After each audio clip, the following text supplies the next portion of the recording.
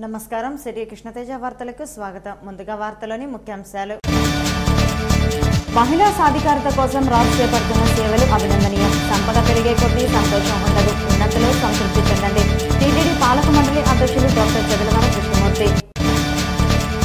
ప్రతిపక్ష పార్టీ అసత్య ప్రచారంతో విద్యార్థులను ఆందోళనకు గురిచేస్తోంది. విభజన చట్టంలోని హామీలతో పాటు ఏపీకి ప్రోత్సాహకాలను సీఎం సాధిస్తారు. టీడీపీ రాష్ట్ర అధికార ప్రతినిధి ముల్లపూడి రేణుకా సినిమా. విద్యార్థుల్లో విద్యతో పాటు ఉద్యోగ నైపుణ్యతను పెంపొందిస్తాం. ఉపాధి అవకాశాల కల్పన దిశగా కృషి చేస్తాం. మహిళా వర్సిటీ కులపతి దుర్గాభవాని వెల్లడి. పర్యాటక రంగానికి ప్రాధాన్యత కల్పిస్తున్న రాష్ట్ర ప్రభుత్వం 50 లక్షల రూపాయలతో జిల్లాలో ఏకో టూరిజంకు శ్రీకారం. జిల్లా పర్యాటక శాఖ అధికారి సురేష్ కుమార్ రెడ్డి. నవంబర్ 1 నుండి ట్రాఫిక్ నిబంధనలు కఠినతరం చేయనున్న పోలీసులు. నిబంధనలు అతిక్రమిస్తే చర్యలు తప్పవు. జరిమానాలతో పాటు కేసులు నమోదు చేస్తాం. ట్రాఫిక్ పోలీసులు హెచ్చరిక. గ్రామీణ పట్టణ ప్రాంతాల్లోని మహిళలకు ఆర్థిక పరిపుష్టి కలిగించడానికి రాష్ట్రీయ సేవా సమితి చేస్తున్న కృషి అభినందనీయమని TTD board chairman doctor Chadalavada Krishnamurthy ప్రశంసించారు. జీవిత బీమా సంస్థ కడప డివిజన్ రాస్ సేవా సమితి సంయుక్త ఆధ్వర్యంలో సామాజిక భద్రత మాసోత్సవాలను నిర్వహించారు. గురువారం తిరుపతిలోని రాస్ భవన్లో జరిగిన ఈ కార్యక్రమానికి ముఖ్య అతిథులుగా TTD board chairman doctor Chadalavada Krishnamurthy, రాస్ ప్రధాన కార్యదర్శి పద్మశ్రీ మున్రత్నం, జీవిత బీమా సంస్థ డివిజన్ మేనేజర్ రామకృష్ణ హాజరై జ్యోతి ప్రజ్వలనతో సమావేశాన్ని ప్రారంభించారు. ఈ సందర్భంగా డాక్టర్ చదలవాడ కృష్ణమూర్తి మాట్లాడుతూ మహిళల సాధికారత కోసం రాసు చేస్తున్న కార్యక్రమాలు ఆదర్శప్రాయమని, మహిళలు ఆర్థిక పరిపుష్టి సాధించడం కోసం స్వయం ఉపాధి కల్పిస్తున్నారని కొనియాడారు. వారికి నచ్చిన వృత్తిని ఎంచుకుంటే అందులో శిక్షణ ఇప్పించి ఆత్మస్థైర్యాన్ని నింపుతూ మహిళల జీవితాల్లో వెలుగులు నింపుతున్నారని, అదే సమయంలో సిఐసి రాస్తో కలిసి బీమా కార్యక్రమాలను వారికి వర్తింపజేయడం సంతోషదాయకమన్నారు. సంపదతో సంతోషం రాదని, సంపద పెరిగే కొద్దీ బాధలు సమస్యలు తప్ప సుఖశాంతులు ఉండవని, సంపద కంటే ఖ్యాతి ముఖ్యమని పేర్కొన్నారు. అంతకుముందు చైర్మన్ను అతిథులు ఘనంగా సత్కరించారు. ఈ కార్యక్రమంలో సిఎసి అధికారులు బాబురావు, శ్రీనివాస్, మహిళలు పాల్గొన్నారు.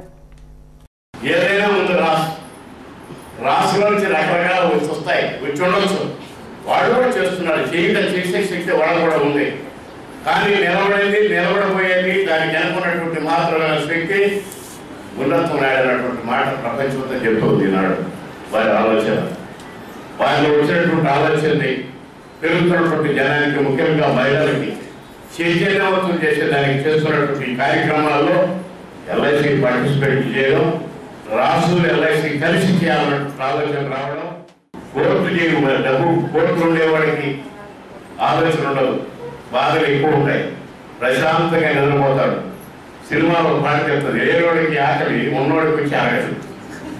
అది ఒక గుర్తుపెట్టుకోండి. సంపద ఉన్నంత మాత్రాన ఆనందంగా ఉండాలని మీరు అనుకుంటే అది భ్రమ. సంపద ఎంత పెరిగితే అంత బాధలు ఆటోమేటిక్గా గ్రాఫ్ పెరిగినట్టు పెరుగుతుంది.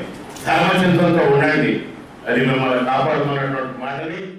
వైఎస్ఆర్ కాంగ్రెస్ పార్టీ నాయకులు అసత్య ప్రచారం చేస్తూ విద్యార్థుల్లో, యువకుల్లో ఆందోళన కలిగిస్తున్నారని టీడీపీ రాష్ట్ర అధికార ప్రతినిధి ముల్లపూడి రేణుక ఆరోపించారు.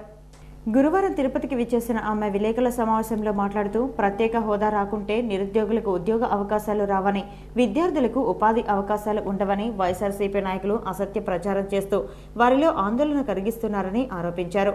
ఏపీకి ప్రత్యేక హోదా వస్తుందని, దీనిపై కేంద్రం నీతి ఆయోగ్ కమిటీని ఏర్పాటు చేయడం జరిగిందని తెలిపారు. అర్హతలు, నిబంధనలకు లోబడే ప్రత్యేక హోదా కల్పిస్తారని పేర్కొన్నారు. విభజన చట్టంలోని హామీలతో పాటు ప్రత్యేక ప్రోత్సాహాలు, ప్రత్యేక ప్యాకేజీలు ఏపీకి ఇవ్వాల్సిన అవసరం ఉందని, వీటన్నిటినీ సీఎం చంద్రబాబు సాధిస్తారని ఆశాభావాన్ని వ్యక్తం చేశారు.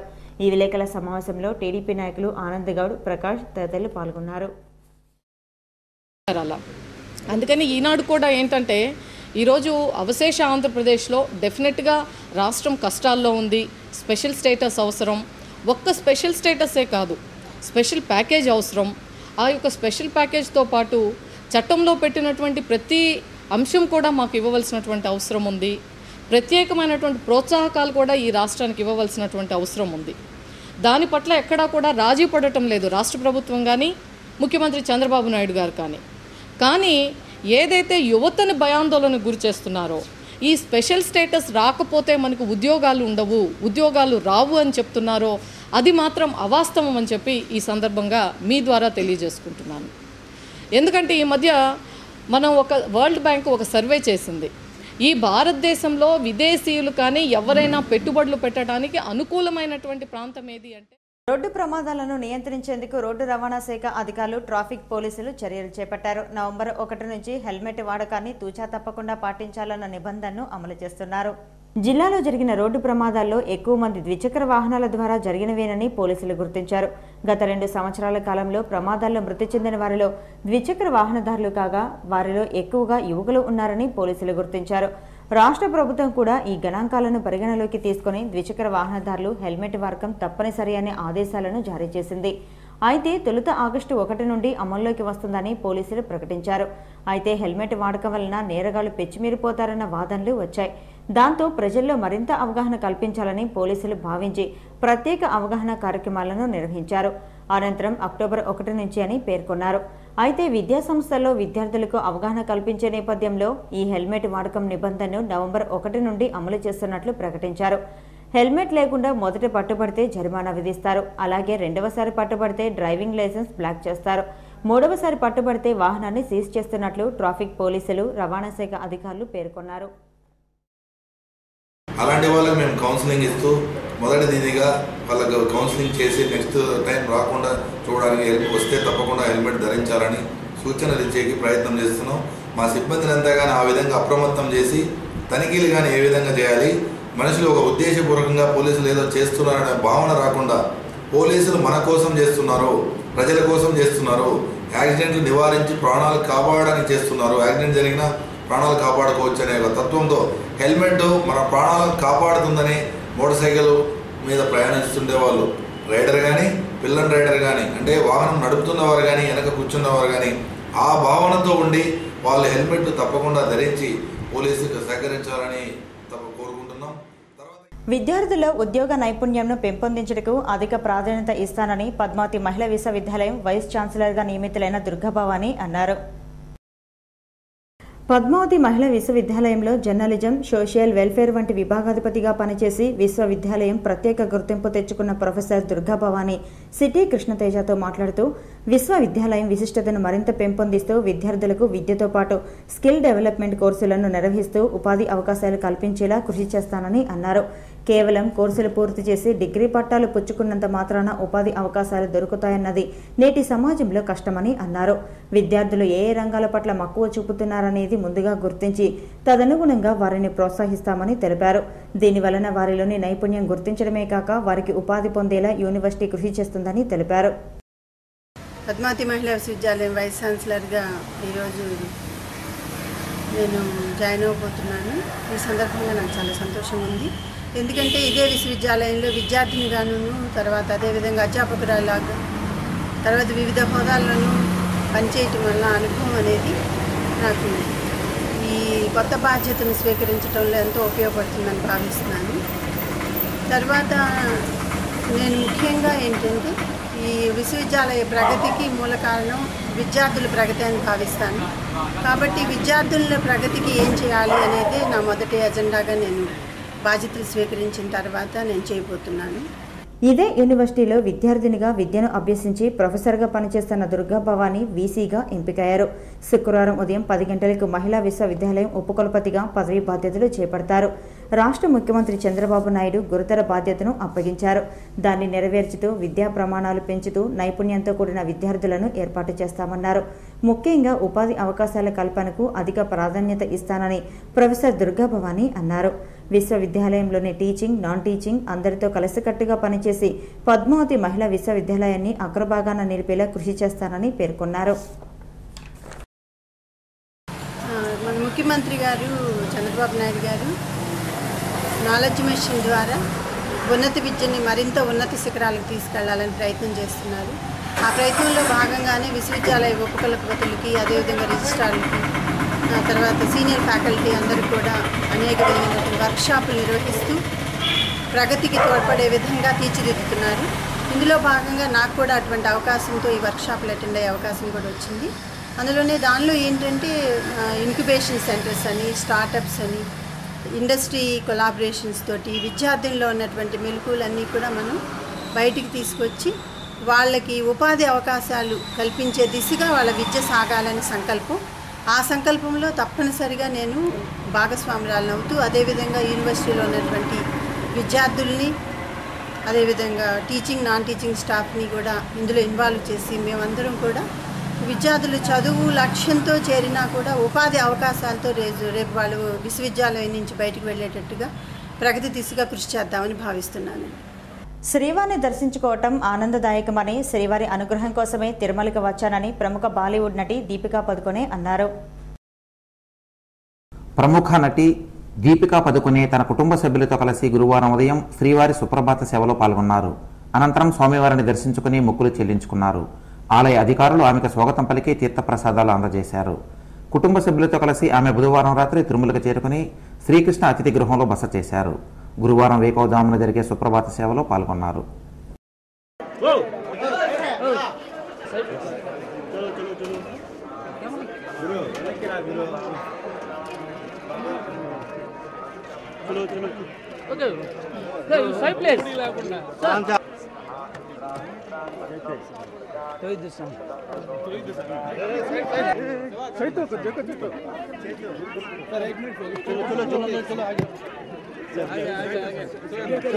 భవన నిర్మాణ కార్మికుల సంక్షేమ బోర్డులో కార్మికుల సంక్షేమం కోసం శ్రమించే వారికి అవకాశం కల్పించాలని ఆ సంఘం నాయకులు డిమాండ్ చేశారు. గురువారం తిరుపతిలోని ఉప కార్మిక కమిషనర్ కార్యాలయంలో కార్మిక సంఘం నాయకులు అదనపు కార్మిక కమిషనర్ నరేంద్రబాబుకు వినతి పత్రం సమర్పించారు. కార్మికుల సమస్యలను పరిష్కరించాలని విన్నవించారు. ఈ సందర్భంగా ఆ సంఘం నాయకులు మాట్లాడుతూ భవన నిర్మాణ కార్మికుల సంక్షేమ బోర్డు కాలపరిమితి పూర్తయ్యి 20 నెలలు కావస్తోందని, వెంటనే బోర్డును ఏర్పాటు చేయాలని డిమాండ్ చేశారు. కమిటీలో పార్టీకి విధేయులుగా ఉన్నవారు కాకుండా కార్మికుల సంక్షేమం కోసం శ్రమించే వారికి అవకాశం కల్పించాలని కోరారు.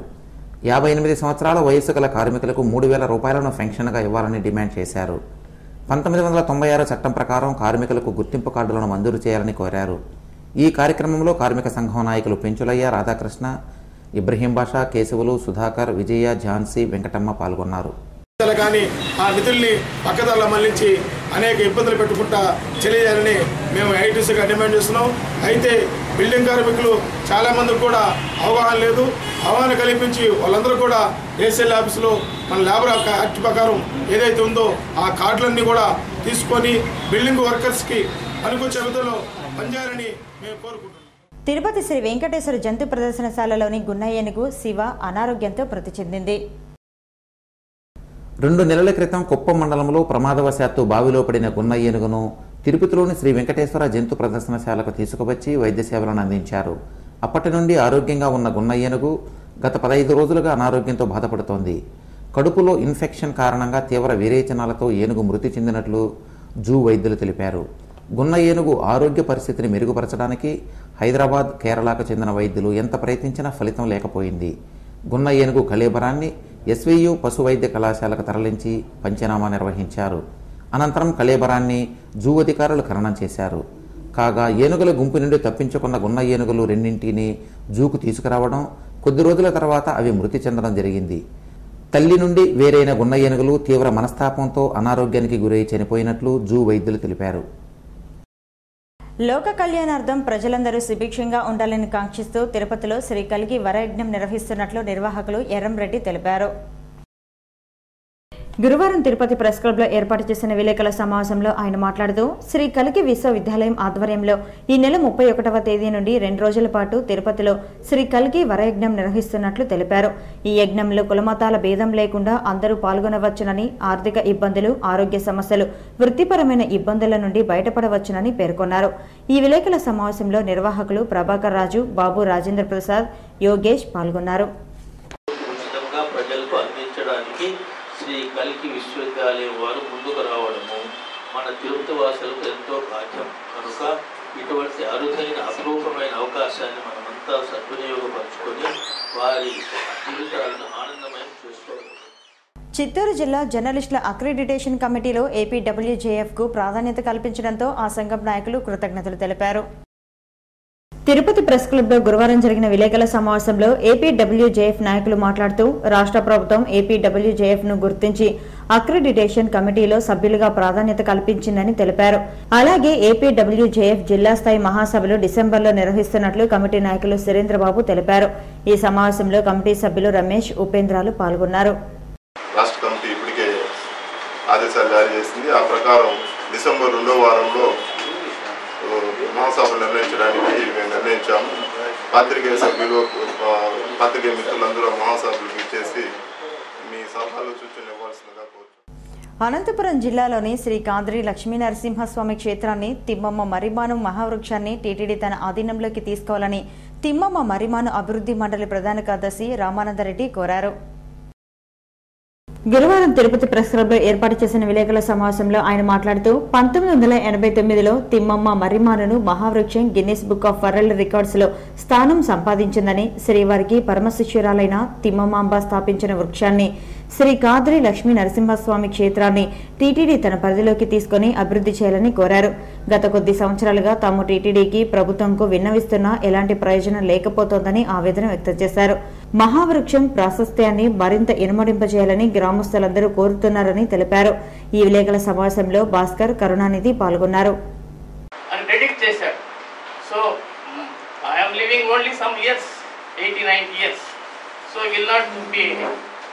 useful for you.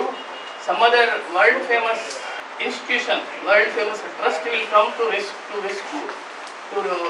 your rescue. Adi బాగుంటుందని చెప్పారు. అతి పురాతనమైన చారిత్రాత్మక కట్టడమైన చంద్రగిరి కోటకు మహర్దశ రానుంది. రాష్ట్ర పర్యాటక శాఖ చంద్రగిరిని మరింత సుందరంగా ఆధునీకరించనుంది. అతి పురాతనమైన చారిత్రాత్మక చిహ్నంగా నెలకొన్న చంద్రగిరి కోటను ప్రముఖ పర్యాటక కేంద్రంగా తీర్చిదిద్దేందుకు రాష్ట్ర ప్రభుత్వం చర్యలు చేపట్టింది. అసలు చంద్రగిరి ఆ పేరు ఎలా వచ్చిందో తెలుసా? అయితే చూడండి. నారాయణవనం రాజధానిగా కార్వేటి నగరాన్ని పాలిస్తుండిన శాలువ నరసింహరాయలకు సువిశాల రాజప్రసాదాలు ఉండేవి. కానీ శత్రు దుర్భేద్యమైన కోట లేదు. ఆ చింతకు ఉపాయాన్ని సూచించమని శాలువ నరసింహరాయల ఇలవేలుపు అయిన తిరుమల వెంకటేశ్వర స్వామిని వేడుకున్నాడు. తిరుమలకు వెళ్తున్న సమయంలో మార్గం మధ్యంలో ప్రకృతి అందాలను తిలకిస్తుండగా నరసింహరాయలు తలకున్న తలపాగాను ఓ గద్ద తన్నుకుపోయింది. దాంతో నివ్వెరపోయిన రాజును చూసి భటులు గ్రద్ద వెంబడి రాజుగారి తలపాగా కోసం వెంబడించారు. సరాసరి ఆ గద్ద రాజుగారి తలపాగాను తీసుకెళ్లి బంగాపురం సమీపంలోని కొండపై పడేసింది. ఇంతలో అక్కడకు చేరుకున్న రాజు ఇది దైవ సూచనగా భావించి గిరి చుట్టూ పరిశీలించి గిరికి ఆనుకుని ఉండేలా దుర్గం నిర్మాణానికి అనువైన ప్రదేశంగా భావించి కోట పనులు ప్రారంభించారు. పూర్వం చంద్రుడు శివుణ్ణి మెప్పించడానికి ఇదే దుర్గంపైనే తపస్సు చేశాడని పురాణ కథనం. అందుకే ఆ రెండింటినీ కలిపి చంద్రగిరి అని శాలువ నరసింహరాయలు పేర్కొంటూ 1472లో ఈ దుర్గాన్ని నిర్మించారు. ఈ చారిత్రాత్మక కథలను కొత్తగా ఆత్మకథల్లో చేర్చి చంద్రగిరి కోట అభివృద్ధి చేసి ఈ కథనాన్ని పర్యాటకులకు వినిపించేందుకు టూరిజం శాఖ చర్యలు చేపట్టినట్లు టూరిజం అధికారులు తెలిపారు. అదేకాక జిల్లాలోని తలకోన, పలమనేరు, బోయకొండ ప్రాంతాలను అభివృద్ధి చేస్తూ ప్రత్యేక చర్యలను చేపట్టనున్నామని టూరిజం శాఖ డీవీఎం తెలిపారు. చిత్తూరు జిల్లాలో 50 లక్షల రూపాయలతో టూరిజం కేంద్రాలను అభివృద్ధి చేయడమే కాక జాతీయ రహదారుల్లో ప్రత్యేకంగా స్టార్ హోటళ్లను నిర్మించనున్నామని తెలిపారు. చిత్తూరు జిల్లాలోని తిరుమల తిరుపతి, శ్రీకాళహస్తి, చిత్తూరు, బోయకొండ, బైరెడ్డిపల్లి వద్ద గల కైగల్ జలపాతం, తలకొన వంటి ప్రాంతాల్లో పలు అభివృద్ధి పనులు చేపట్టి టూరిజం స్పాట్లను ఏర్పాటు చేయుటకు రాష్ట్ర ప్రభుత్వం చర్యలు చేపట్టింది. జిల్లాకు మహర్దశ రానుంది. నేచర్ని ఇప్పుడంతా కాంక్రీట్ జంగిల్ అయిపోయింది కాబట్టి ఈ నేచురల్ ఏరియాస్లోకి వెళ్ళి స్పెండ్ చేయడానికి, ఉండడానికి, తినడానికి, లేకపోతే స్పెండ్ చేసి వచ్చేయడానికి ఏర్పాటు చేసే ప్రాజెక్ట్స్ని ఎకో టూరిజం ప్రాజెక్ట్స్ అంటారు. ఎక్కువ ప్లేసెస్ ఉన్నాయండి. ఫర్ ఎగ్జాంపుల్ మన కైలాసనాథ్ కోన, తలకోనలో చేయొచ్చు, అంటే ట్రెక్ చేయొచ్చు. హార్స్లీ హిల్స్ ఉంది. ఇంకా మన చిత్తూరు దగ్గర కనుగొంది అని చూసొచ్చు. కనుగొంది అని ఒక ఫోర్ట్ చూసి వచ్చాము. మనకి ఫారెస్ట్ ఏరియా ఎక్కువ కాబట్టి ఈవెన్ మనము ఈ ఫారెస్ట్లో ఎలిఫెంట్ సఫారీ లాగా కూడా కండక్ట్ చేయొచ్చు అనమాట. నైట్ జస్ట్ వాటిని డిస్టర్బ్ చేయకుండా వెళ్ళి వాటిని చూపించి తీసుకురావడానికి కూడా we can call it as eco tourism అండి.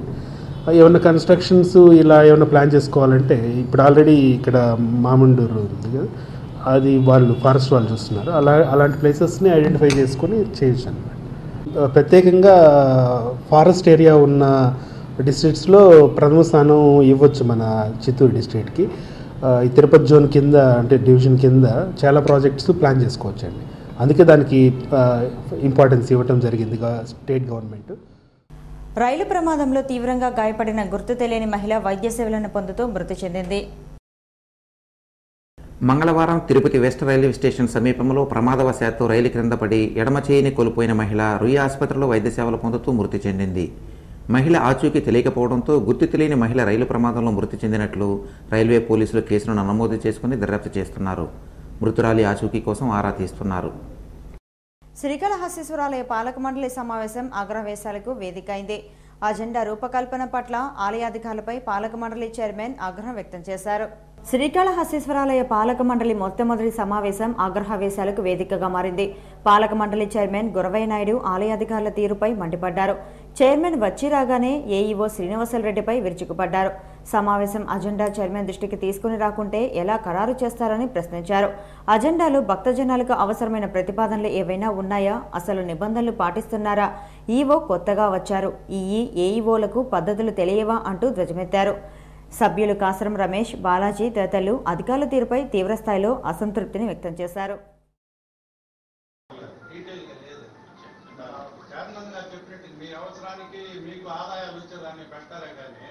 భక్తులకు సంబంధించి ఇతర విషయాలు సక్రమంగా ఉండడం లేదు మీ దగ్గర.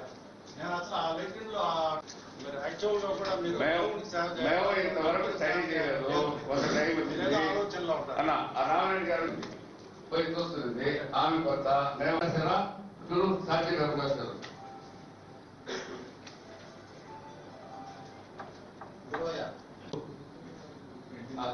సమస్యలు తీర్చవా. తిరుపతి ఆర్టీసీ బస్టాండ్ ఆర్ఎం కార్యాలయంలో పరిసర డిపోలలో వ్యాపారాలు నిర్వహించుటకు రహస్య టెండర్లు కార్యక్రమం నిర్వహించారు. చంద్రగిరి, తిరుపతి, తిరుపతి రూరల్, శ్రీకాళహస్తి, సత్యవేడు, పుత్తూరు ఆర్టీసీ డిపోల్లో ఖాళీగా ఉన్న పలు దుకాణాలకు గురువారం టెండర్లు పిలిచారు. జిల్లాలోని పలు డిపోల పరిధిలో నుంచి వచ్చిన ప్రజలు భారీగా టెండర్లు దాఖలు చేశారు. మధ్యాహ్నం 3 గంటలకు టెండర్లు దక్కించుకున్న వారి వివరాలు deputy chief transports manager Chandrasekhar వెల్లడించారు. టెండర్లు దక్కించుకున్న వారికి గదులు కేటాయిస్తున్నట్లు ధృవీకరణ పత్రాలను ఆయన అందజేశారు. ఈ కార్యక్రమంలో పలువురు ఏపీఎస్ఆర్టీసీ అధికారులు, టెండర్దారులు పాల్గొన్నారు. చెప్పిన పని చేయలేదన్న కారణంతో ఓ వ్యక్తిని అతిదారుణంగా కొట్టుతూ వెట్టి చాకిరీ చేయించుకుంటున్న అనాగరిక చర్య కుప్పంలో జరిగింది.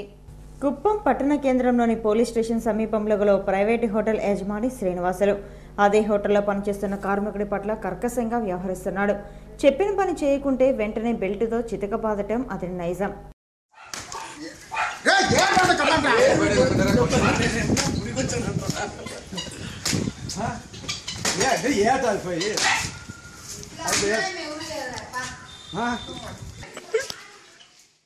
అదే ఆ కార్మికుడు అలసి కాసేపు సేద తీరితే చాలు అత్యంత నీచంగా వ్యవహరిస్తాడు. మరుగుదొడ్లోని నీటిని ముఖంపై చీపురు కట్టతో చల్లి నిద్రలేపుతాడు. అలా హేయంగా వ్యవహరిస్తాడు. హోటల్లో ఏ పని లేకుంటే సదరు హోటల్ యజమానికి కాళ్ళు పట్టాలి. ఇలా వెట్టి చేకరీ చేయించుకుంటున్నాడు. అయితే హోటల్ పనిచేస్తూ యజమాని వద్ద దెబ్బతిన్న ఇతగాడు గత వారం రోజుల క్రితం అనుమానాస్పద స్థితిలో మృతి చెందాడు. ఇది గుర్తించిన హోటల్ యజమాని మూడో కంటికి తెలియకుండా మృతదేహాన్ని పూడ్చిపెట్టాడు. ఈ విషయం కుప్పం పోలీసులకు తెలిసినా పోలీసులు ఎవరూ పట్టించుకోలేదు. మృతి చెందిన వెంకటేష్ అనాథ కావడంతో పోలీసులు పట్టించుకోలేదు. కుప్పం వాసులు మాత్రం హోటల్ యజమాని పెట్టే చిత్రహింసలకే అతడు మృతి చెందాడని పేర్కొంటున్నారు. ఏది ఏమైనా పోలీసులు వెంకటేష్ అనే కార్మికుడి మృతి పట్ల కేసు నమోదు చేసి వాస్తవాలు బయట పెట్టాలని కుప్పం వాసులు కోరుతున్నారు.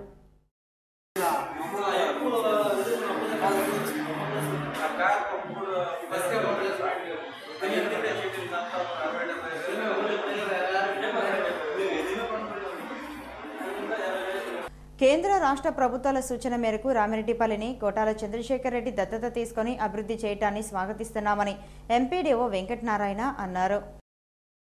చంద్రగిరి మండల పరిషత్ కార్యాలయంలో గురువారం రామిరెడ్డిపల్లి గ్రామస్తులు ఎంపీడీఓను కలిశారు. సర్పంచ్ కోటాల పద్మజ పలువురు గ్రామస్తుల సమక్షంలో గ్రామాన్ని దత్తత తీసుకున్నట్లు కోటాల చంద్రశేఖర్ రెడ్డికి దత్తత పత్రాన్ని ఎంపీడీఓ అందజేశారు.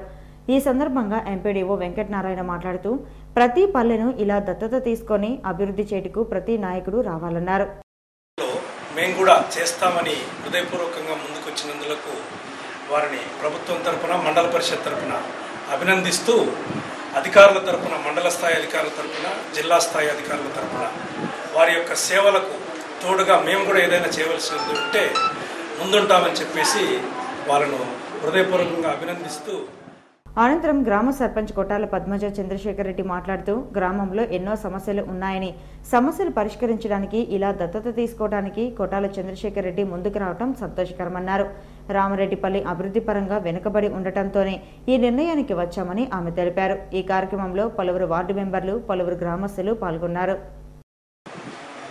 ఒక రామరెడ్డిపల్లి పంచాయతీ అంటే ఒక స్మార్ట్ విలేజ్ ఎలా ఉండాలో అలాగ చేసి అధికారులు సహకారాలతో అందరం కలిసి గ్రామస్తుల ప్రజలతో అందరూ కలుసుకొని స్మార్ట్ విలేజ్గా తీర్చిదిద్దుతామని నేను తెలియపరుస్తున్నాను. జిల్లాలో 10 కోట్ల రూపాయలతో చెక్ డ్యాంల నిర్మాణంకు ప్రతిపాదనలు చేస్తున్నామని ఇరిగేషన్ శాఖ ఎస్సీ శ్రీరామకృష్ణయ్య తెలిపారు. శ్రీకాళహస్తి ఆలయ సమీపంలోని స్వర్ణముఖి నదికి ఫ్లడ్ వాల్ పునర్నిర్మాణంకు ఇరిగేషన్ శాఖ ఎస్సీ శ్రీరామకృష్ణయ్య, ఈ నజీర్ హుసేన్లు భూమి పూజ చేశారు. గతంలో నదికి 1.5 కోట్లతో ఫ్లడ్ వాల్ ను నిర్మించారు. ప్రస్తుతం జల వినాయకుని ఆలయం నుంచి సన్నిధి వీధిలో కొంత భాగం కృంగి కూలిపోతుండటంతో పునర్నిర్మాణ పనులకు ప్రతిపాదనలు సిద్ధం చేశారు. అలాగే ముసల్పేట వద్ద స్వర్ణముఖి నది వద్ద సర్ఫేస్ డ్యాం నిర్మాణం చేపట్టనున్నట్లు తెలిపారు. ఇక తిరుమల సమాచారం. తిరుమలలో భక్తుల రద్దీ సాధారణంగా ఉంది. గురువారం సాయంత్రానికి 38,544 మంది భక్తులు శ్రీవారిని దర్శించుకున్నారు. సర్వదర్శనానికి 8 కంపార్ట్మెంట్లలో భక్తులు వేచి ఉన్నారు. వారికి 5 గంటల దర్శన సమయాన్ని కేటాయించారు. నడకదారి భక్తులు 3 కంపార్ట్మెంట్లలో వేచి ఉన్నారు. వారికి 2 గంటల వ్యవధిలో దర్శనాన్ని టీటీడీ అధికారులు కల్పిస్తున్నారు. తిరుమలలో శుక్రవారం అందుబాటులో ఉండే వసతి సదుపాయాల వివరాలు ఇలా ఉంటాయి. ఉచిత గదులు 17, 50 రూపాయల గదులు 554, 100 రూపాయల గదులు 2, 500 రూపాయల గదులు 7 ఉన్నాయి. 600 రూపాయల గదులు అందుబాటులో లేవు. అలాగే శుక్రవారం అందుబాటులో ఉండే ఆర్జిత సేవా టికెట్ల వివరాలు. వసంతోత్సవం 220, సహస్ర దీపాలంకరణ సేవా టికెట్ 283 అందుబాటులో ఉన్నాయి. కాగా గురువారం తిరుమలకు వచ్చిన భక్తులు 1,00,000 రూపాయలను అన్నదానం ట్రస్టులకు విరాళాలుగా అందజేసినట్లు టీటీడీ అధికారులు తెలిపారు. హుండీ ఆదాయం 1,84,00,000 రూపాయలు. పోస్టాఫీస్ ద్వారా భక్తులకు విక్రయించే ప్రత్యేక ప్రవేశ దర్శన టికెట్ల వివరాలు. శుక్రవారం ఉదయం 10 గంటల నుంచి మధ్యాహ్నం 1 గంట వరకు అందుబాటులో ఉండే టికెట్లు. 10 గంటలకు 27, 11 గంటలకు 36, 12 గంటలకు 42, 1 గంటకు 51, 2 గంటలకు 62, 3 గంటలకు 67, 4 గంటలకు 82, 5 గంటలకు 39, 6 గంటలకు 69, 7 గంటలకు 89 అందుబాటులో ఉన్నాయి. Tirupati gold jewellery and silver merchant association సమాచారం మేరకు శుక్రవారం లోకల్ బులియన్ మార్కెట్లో బంగారం, వెండి ధరలు ఇలా: 24 క్యారెట్ల అపరంజి బంగారం 10 గ్రాముల ధర 27,080 రూపాయలు. 22 క్యారెట్ల నగల బంగారం 1 గ్రామ్ ధర 2,532 రూపాయలు. వెండి 1 కిలో ధర 37,655 రూపాయలు. రీటైల్ వెండి 1 గ్రామ్ ధర 40 రూపాయల 30 పైసలుగా ఉంటుంది. వార్తలు ముగించే ముందు ముఖ్యాంశాలు మరోసారి. మహిళా సాధికారత కోసం రాజు చేపడుతున్న సేవలు అభినందనీయం. సంపద పెరిగే కొద్దీ సంతోషం ఉండదు. ఉన్నతలో సంతృప్తి చెందండి. టీటీడీ పాలక మండలి అధ్యక్షులు డాక్టర్ చదలవాడ కృష్ణమూర్తి. ప్రతిపక్ష పార్టీ అసత్య ప్రచారంతో విద్యార్థులను ఆందోళనకు గురి చేస్తోంది. విభజన చట్టంలోని హామీలతో పాటు ఏపీకి ప్రోత్సాహకాలను సీఎం సాధిస్తారు. టీడీపీ రాష్ట్ర అధికార ప్రతినిధి ముల్లపూడి రేణుకా సినిమా. విద్యార్థుల్లో విద్యతో పాటు ఉద్యోగ నైపుణ్యతను పెంపొందిస్తాం. ఉపాధి అవకాశాల కల్పన దిశగా కృషి చేస్తాం. మహిళా వర్సిటీ కులపతి దుర్గాభవాని వెల్లడి. పర్యాటక రంగానికి ప్రాధాన్యత కల్పిస్తున్న రాష్ట్ర ప్రభుత్వం. 50 లక్షల రూపాయలతో జిల్లాలో ఏకో టూరిజంకు శ్రీకారం. జిల్లా పర్యాటక శాఖ అధికారి సురేష్ కుమార్ రెడ్డి. నవంబర్ 1 నుండి ట్రాఫిక్ నిబంధనలు కఠినతరం చేయనున్న పోలీసులు. నిబంధనలు అతిక్రమిస్తే చర్యలు తప్పవు. జరిమానాలతో పాటు కేసులు నమోదు చేస్తాం. ట్రాఫిక్ పోలీసులు హెచ్చరిక. ఈ వార్తలు ఇంతటితో సమాప్తం. నమస్కారం.